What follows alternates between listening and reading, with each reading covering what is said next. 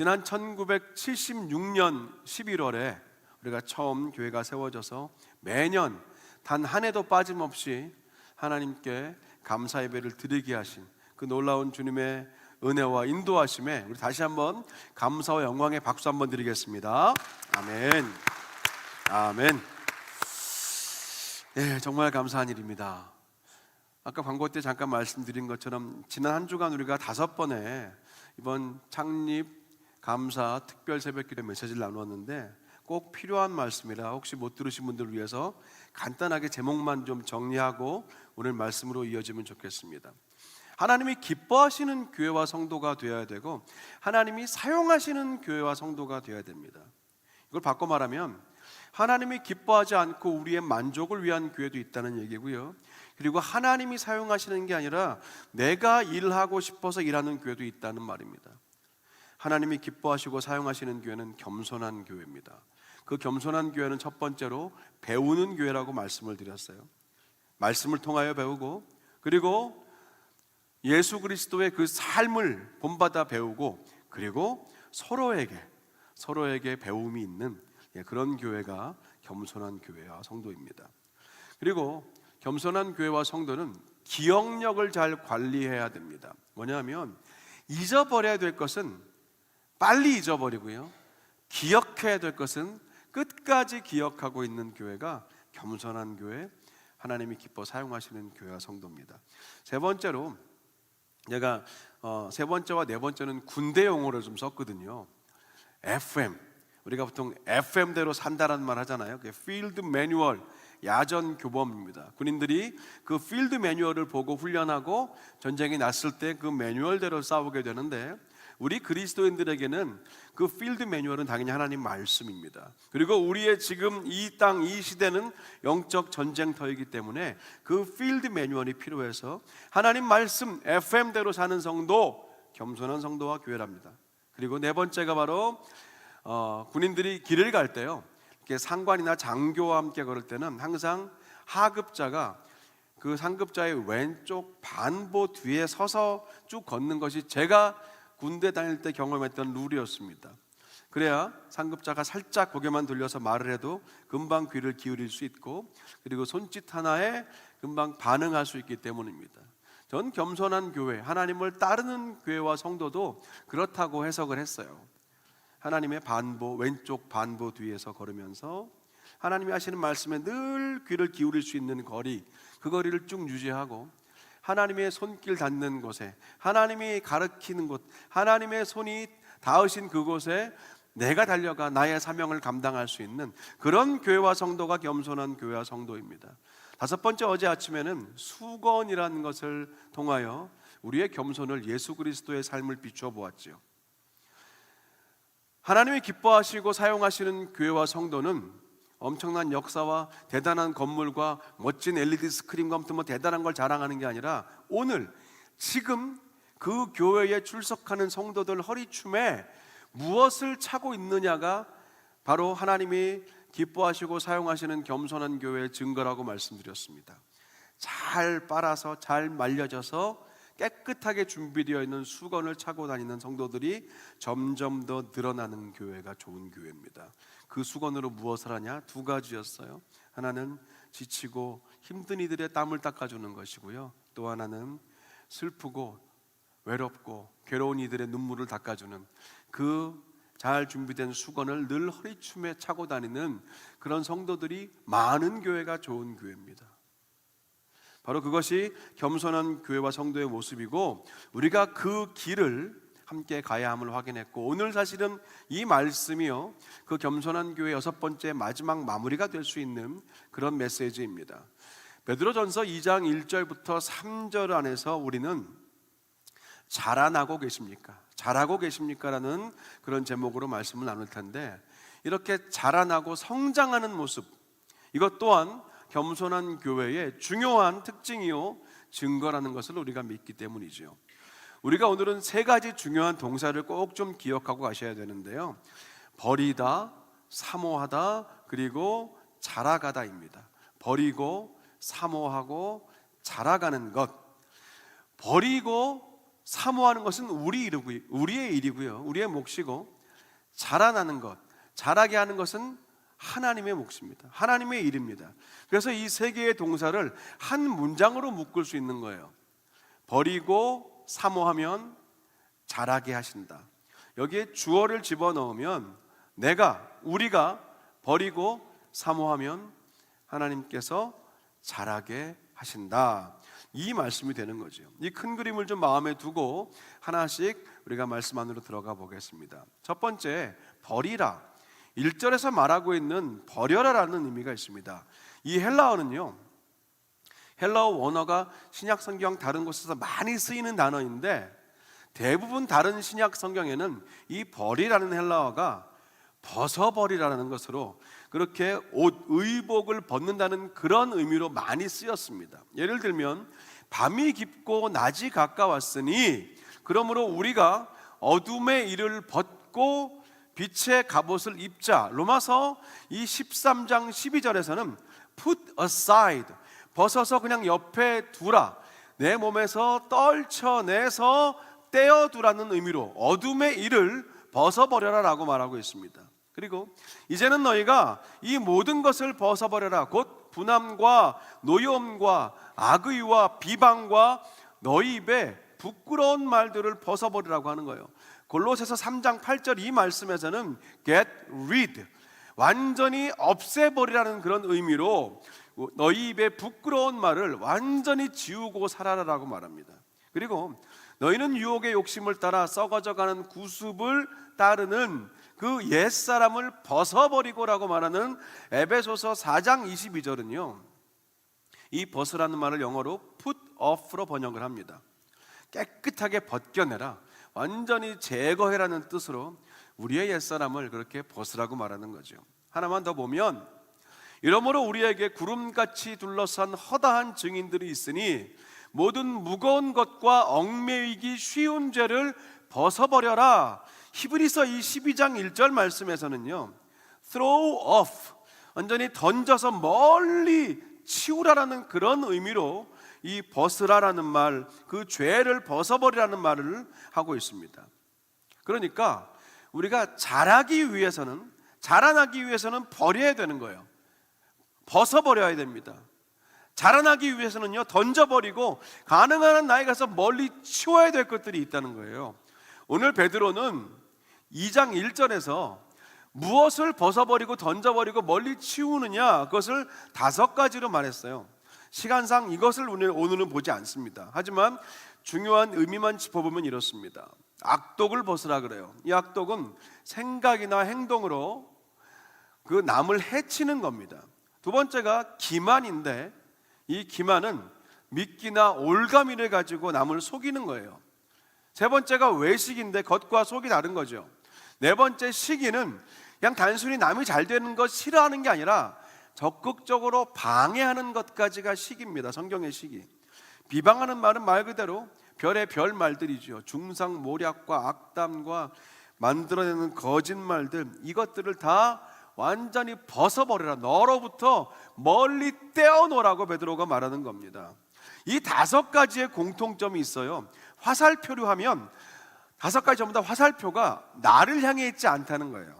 다 남을, 어딘가, 누군가를 향해 있는 화살표를 가진 말들입니다.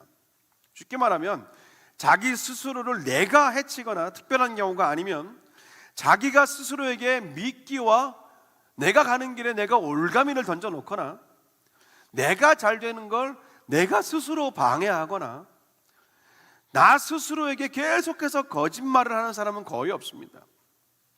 지적하고 따지고 방해하고 해치는 그런 다른 사람들을 향한 이 일들, 이 화살표가 다 밖으로 나가 있는 이 일들을 빨리 벗어버려야 한다는 거죠. 그것들을 벗어야 됩니다. 왜 그럴까요? 왜 벗어야 합니까? 벗어야 입으니까요.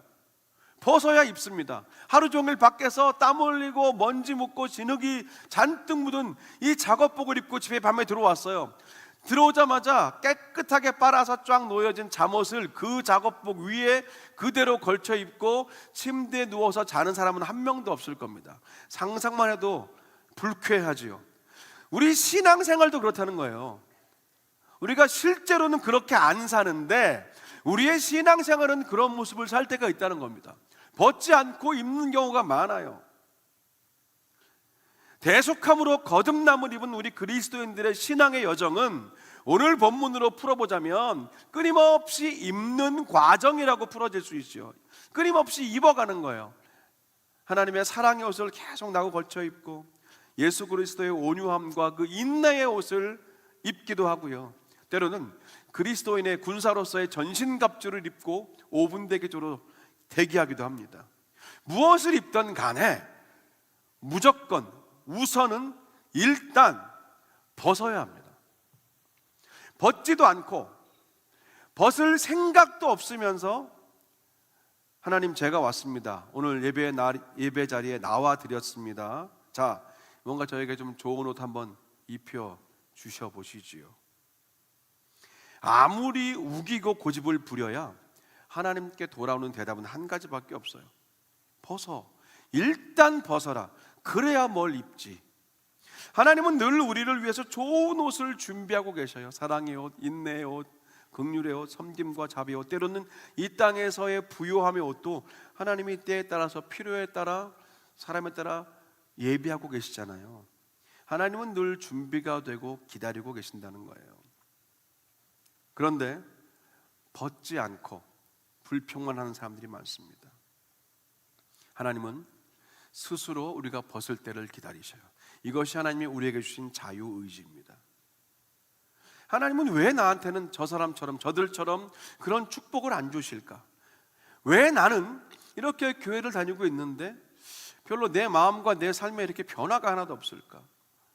왜 내 마음은 무슨 설교를 들어도 무슨 예배를 드려도 뭘 은혜를 받아도 나는 왜 감동이 없을까? 이런 질문과 불평을 갖기 전에 먼저 고개를 숙여서 시선을 나를 보고 나를 확인하자는 겁니다. 아직 벗지 않은 채로 그저 입혀만 주시기를 기다리는 모습은 없나 하는 거죠. 하나님은 기다리십니다. 자원하는 마음으로 우리가 스스로 벗을 때까지 기다리시는 분입니다. 내가 왜 이 좋은 예수님을 이제야 믿었는지 모르겠어요. 내가 왜 이 좋은 하나님의 사랑을 이제야 받아들였는지 몰라요. 여러분, 이런 후회의 날들을 더 앞당기면서 사는 것, 그것이 성장과 성숙, 자라남의 첫 단추입니다. 두 번째는요, 오늘 성경은 사모하라라고 말해요. 사모하라. 2절은 갓난아기들 같이 순전하고 신령한 젖을 사모하라. 이는 그로 말미암아 너희로 구원에 이르도록 자라게 하려 함이라 라고 말합니다. 벗어버릴 것들, 던져버릴 것들, 나로부터 멀리 떼어야 할 것들을 우리가 확인했다면 이제는 무엇을 사모해야 할 것인가를 2절이 말합니다. 베드로가 이 사모함이라는 개념을 설명하기 위해서 아주 어린 갓난아이가 그 어미의 젖을 찾는 그 모습을 기록해서 비유로 들었습니다. 갓난아기는 어미의 젖이 없으면 죽습니다. 어미의 젖에 모든 것을 의지해요. 그래서 어머니가 좀 피곤해도, 어머니가 몸이 좀 아파도 상관없어요. 갓난아기는 살기 위해, 생존을 위해서 어미의 품으로 파고 들어갑니다. 살기 위해서. 이 본능적인 간절함, 그게 오늘 성경이 말하는 사모함의 의미예요. 본능적인 간절함, 선택의 수준을 넘어서는 거예요. 살기 위해서 찾는 것, 그 사모함이 오늘 베드로전서가 말하는 사모함입니다.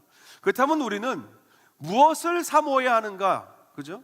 무엇을 사모해야 되는가요? 킹제임스 성경은 성도들이 사모해야 될 그런 어머니의 젖이 무엇인가를 번역하면서 이 젖은 정확히 하나님의 말씀이다라고 그렇게 했습니다. 말씀이 없으면 죽을 것 같은 간절함이 나에게 있는가? 말씀을 간절히 사모하고 찾아야 된다는 말이죠. 사슴이 시냇물을 찾기에 갈급함같이 내 영혼이 주를 찾기에 갈급합니다. 내가 주의 법을 어찌 그리 사랑하는지요. 내가 그것을 종일 작은 소리로 읊조리나이다. 시편 기자들의 수많은 공통적인 고백도 하나님을 향한 갈급함이었고 곧 하나님의 말씀을 향한 처절한 생존의 울부짖음이었습니다. 왜냐하면 하나님의 말씀이 우리 성도들을 자라게 하기 때문이에요. 성장하게 하기 때문입니다. 우리 육체의 성장은 20대 전후가 되면 성장점이 막힙니다. 성장판이 닫힌다고 하잖아요. 근데 우리의 믿음이나 우리의 영적인 성장은 당연히 성장판이 닫히는 법이 없습니다. 성경 어디에도 그런 기록은 없어요. 어린 자녀들은 이게 생존뿐 아니라 자라남을 위해서 밥을 먹어요. 어제 먹어도 오늘 또 먹습니다. 엄마가 해주시는 반찬의 가짓수가 이게 좀 늘 한계가 있겠죠. 외식을 해도 음식 종류는 한계가 있어서 때론 먹은 거 또 먹고 반찬 또 먹고 같은 밥 또 먹지만 그 반복이 아이들을 성장하게 하지 않습니까? 마찬가지로요, 우리 성도들도 우리의 성장판은 여전히 열려 있다는 거예요. 그래서 계속 우리는 말씀을 듣고 받고 먹고 그 말씀에 순종하며 살 때, 그때 우리는 성장하고 자라간다는 거죠. 이렇게 말씀이 우리를 자라가게 한다고 성경이 말한다면, 반대로 말하면요, 말씀이 없이는 성도의 성장은 없다는 겁니다. 엄밀히 말하면 못 자랍니다. 자랄 수가 없어요. 그래서 우리가 오늘 이 시간 진지하게 나를 향해 질문하셔야 됩니다. 자신을 향해서 나는 말씀에 대한 사모함이 얼마나 있나. 오늘 베드로가 말한 것처럼 그 갓난아기가 어미의 젖을 찾아 치열하게 품으로 파고 들어가듯 그 사모함이 나에게 있나? 오늘 정확히 돌아봐야 됩니다. 말씀이 선포되는 자리, 들리는 자리, 이 말씀이 묵상되고 읽혀지는 자리, 또 말씀을 배우는 자리에 전혀 가까이 가지 않는데도 불구하고 뭔가 내 신앙은 나는 잘 성장하고 있는 것 같은데, 그렇게 생각하신다면 그것은 심각하게 생각할 일입니다. 착각일 수 있습니다. 왜냐? 말씀 없이 성장하는 것 아주 위험한 일이기 때문에 그렇죠. 그래서 바라기는 우리를 구원에 이르도록 자라게 하시는 순전하고 신령한 하나님 말씀을 사모하심으로 성장과 성숙이 멈추지 않는 그런 저와 여러분 되시기를 간절히 축원합니다. 자, 세 번째로 우리가 이렇게 버리고 사모할 때 어떤 일이 일어나는가? 성경은 자라남에 대한 얘기를 해요. 자라게 하신다. 주님이 자라게 하신다는 거죠. 2절 하반전에는 이 버림과 사모함을 통해서 성도들이 자라가야 될 목적지를 분명하게 밝히고 있습니다. 그것이 바로 구원에 이르도록입니다. 다시 말하면 우리 믿는 성도들이 끊임없이 버림과 사모함을 반복하고 있으면 하나님이 우리를 구원에 이르게 하신다는 거예요. 구원은 이런 버림과 사모함을 통한 하나님의 놀라운 선물이요, 성령의 열매입니다. 우리의 신앙은요, 그래서 컨텐츠의 문제가 아니라 순서의 문제입니다. 교회는 컨텐츠의 문제가 아니라 순서의 문제가 더 중요합니다. 단순하게 오늘 이 두 가지, 버림과 사모함만 보아도요, 순서가 너무너무 중요하거든요. 왜냐하면 간혹 버릴 것을 사모하는, 아니면 사모해야 할 것을 버리는 경우가 있기 때문에 그렇습니다. 뒤집히면 큰일 나는 거예요. 마치 자동차에 우리가 배터리가 방전되시는 경험들이 있잖아요. 그러면은 보조 배터리를 놓거나 아니면 다른 차가 왔을 때 제일 중요한 게 그 선을 연결해서 점프를 해야 되는데, 빨간색 길이 검은색 길이가 너무 중요하잖아요. 그 순서가 뒤바뀌면 큰일 납니다. 버릴 것을 사모하지 말아야 됩니다. 그리고 사모해야 할 것을 벗어버리고 멀리 치워버리면 당연히 성장과 성숙, 자라감은 없다는 거예요. 오늘 베드로전서가 그것을 우리에게 다시 한번 말하고 있는 겁니다. 우리가 그렇다면 본문 마지막 3절을 통해서 우리가 버리고 사모함으로 자란다, 이 메시지를 한 번 더 좀 정리하고 거기 숨은 의미를 발견할 필요가 있습니다. 너희가 주의 인자하심을 맛보았으면 그리하라. 지금 과거형이에요. 너희가 주님의 인자하심을 맛보았다면 버리고 사모함으로 자라나게 될 것이라고 말하는 거예요. 이미 이 3절 말씀을 듣는 성도들은 하나님의 은혜와 하나님의 사랑을 경험한 사람들을 대상으로 말하는 겁니다. 하나님의 은혜와 그 사랑을 경험한 것. 이미 신령한 젖을 사모하여 그 기쁨과 성장을 맛본 사람들이기 때문에 더 신령한 젖을 사모할 수 있다는 말이에요.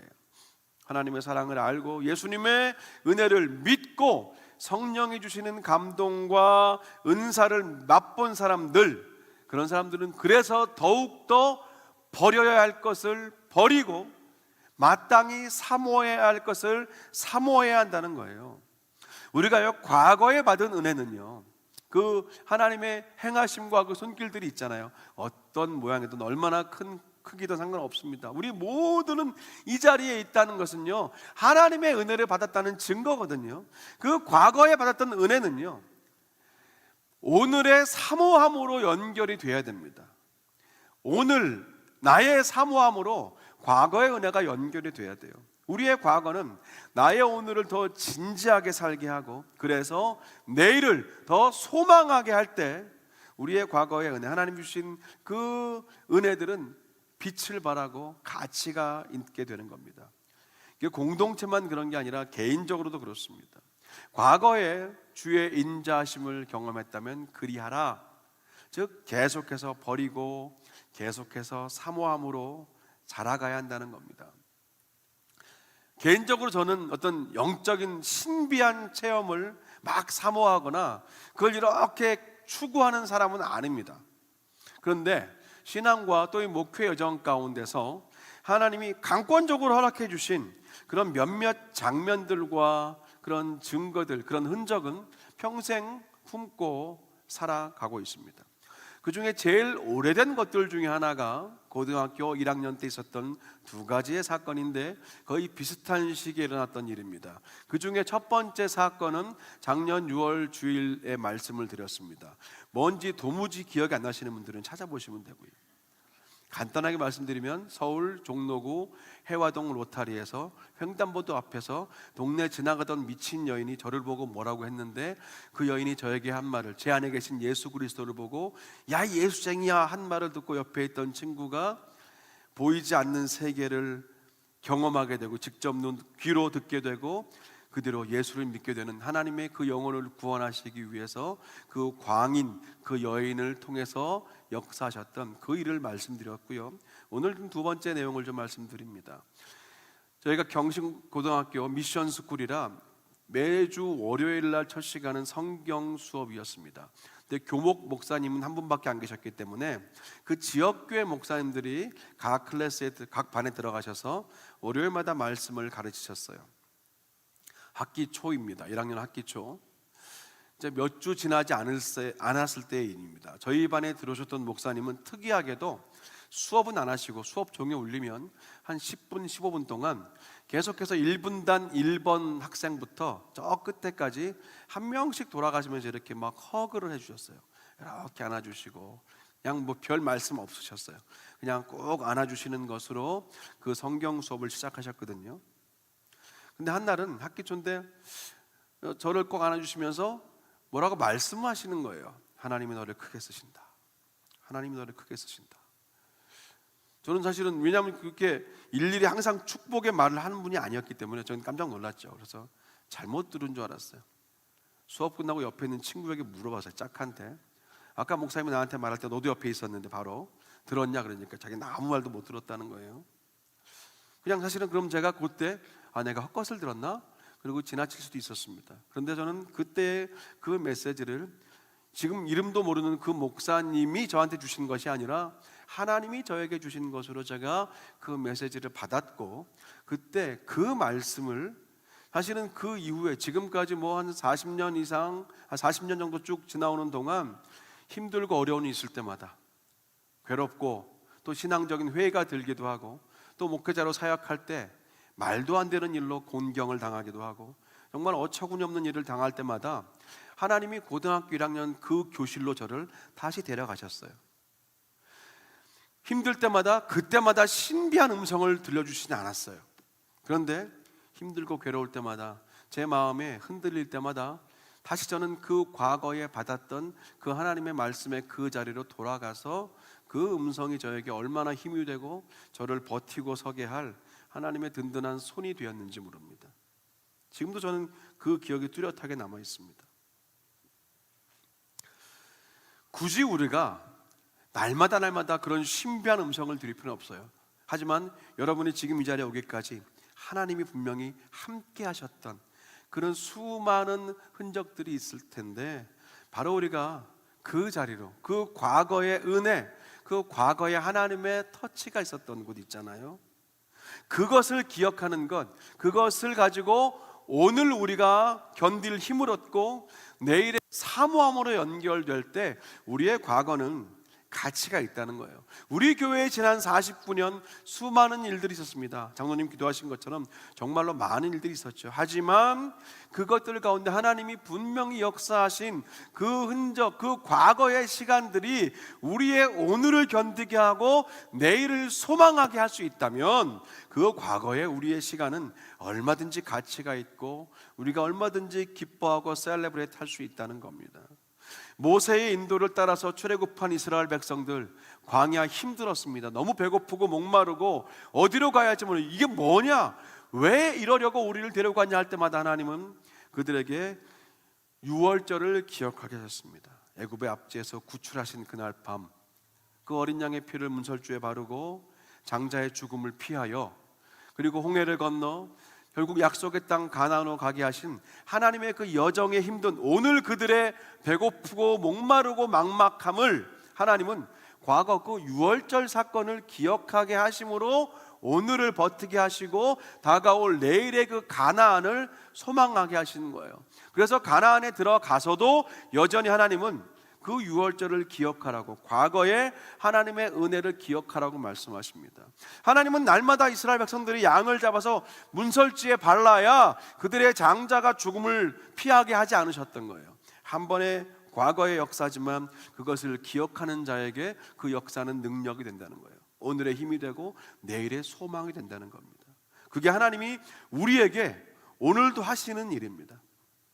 그래서 여러분, 우리가 49주년 감사 기념주일이라고 할 때는 그저 막연하게 우리의 역사를 되뇌이는 것이 아니라 하나님이 행하신 놀라운 일들을 기억하고 그것이 우리의 오늘을 버틸 힘을 주시고 우리의 내일을 소망하게 하실 때 우리의 지난 49년은 때로는 조금 실수와 실패도 있었을지 모르지만 그 모든 것이 하나님의 은혜라고 우리가 기쁨으로, 전심으로 고백할 수 있다는 거지요. 사랑하는 성도 여러분, 그래서 간절히 바라기는 더 버티고 더 버리고 더 사모함으로 더 갈급함으로 날마다 자라가시기를 주님의 이름으로 간절히 축원합니다. 모든 악독과 기만과 오늘 성경 말씀처럼 외식과 시기와 비방하는 말을 다 벗어버리고 나와 상관없이 그냥 던져버리고 젖먹이의 간절함으로 신령한 말씀을 사모하심으로 말미암아 우리를 구원에 이르도록 자라게 하시는 하나님의 손길을 날마다 경험하시기를 간절히 축원합니다. 무엇보다도 이미 주님의 인자와 은혜를 한 번이라도 경험하신 분들은 더더욱 그러셔야 됩니다. 우리의 삶에 새겨진 신앙의 흔적들과 그 믿음의 자국들은요, 자랑이나 비교나 그저 단순 추억을 위한 것이 아니라는 겁니다. 오직 그 경험들은 오늘 우리를 더 버리게 하고 오늘 우리를 더 사모하게 하고 오늘 우리를 더 자라가게 하기 위한 영혼의 밑거름이 될 때 가치가 있다는 거예요. 49년 긴 역사 위에 오늘 우리가 지금 서 있습니다. 그리고 이따 2시에 함께 또 감사 예배를 드릴 거예요. 그래서 오늘 우리는 그 역사를 감사하는 날이고 기뻐하는 날이지만 그것만으로 이 하루를 보내면 안 됩니다.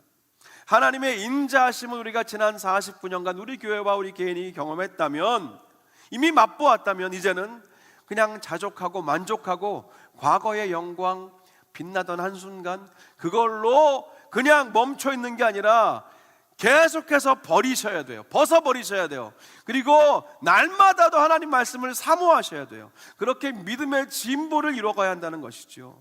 그래서 오늘 성경은 우리에게 묻습니다. 나는 자라고 있는가?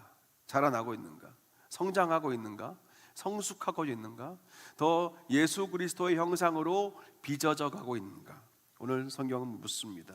이 말씀에 빛이 비추신 이 질문 앞에 정직하게 반응하시고 대답하심으로 말미암아 하나님이 기뻐하시고 하나님이 사용하시는 그런 겸손한 교회와 성도가 되시기를 주님 이름으로 간절히 축원합니다.